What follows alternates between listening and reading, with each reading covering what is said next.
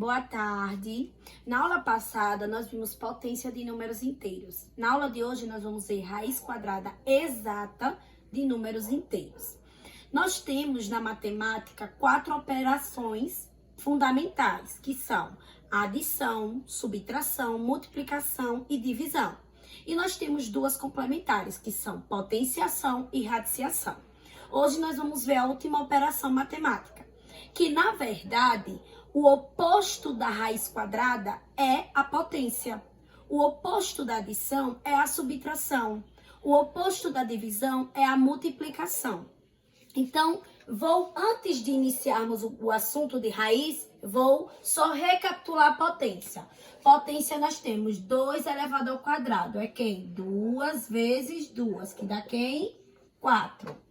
Nós temos 3 elevado ao quadrado, que é quem? 3 vezes 3, que dá quem? 9. Pronto. Eu só quero que vocês percebam o seguinte. Agora eu vou entrar no assunto de raiz quadrada.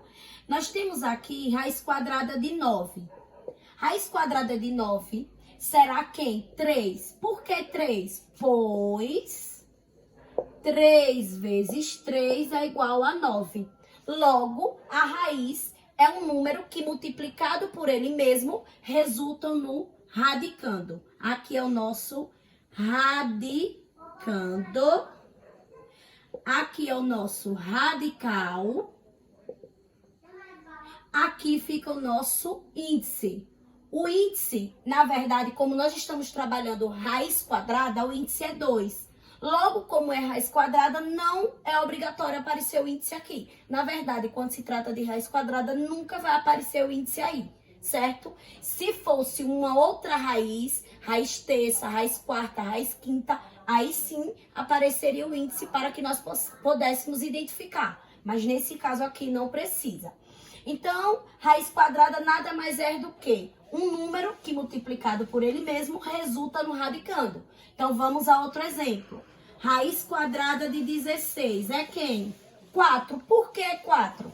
Perceba que 4 vezes 4 resulta em 16.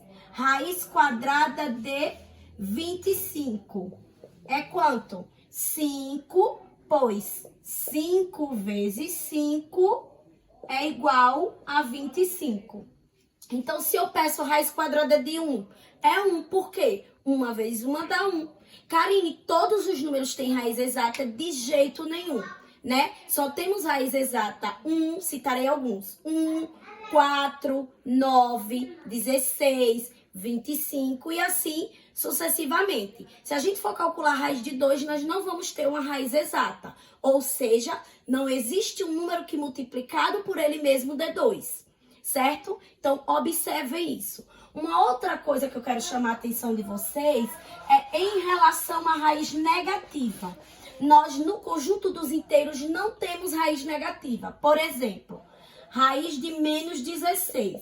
Isso aqui não pertence aos inteiros. Isso aqui não existe no conjunto dos inteiros. O que é que pode acontecer quando se trata de negativo? O sinal vem antes do radical. Menos raiz de 81. Repete sinal de menos que está fora. E raiz de 81 dá quem? 9. Aqui sim pode acontecer na atividade de vocês. Mas quando vier isso, vocês dizem que não pertence aos números inteiros. Certo? Dei uma resumida aí para vocês. Qualquer dúvida é só perguntar.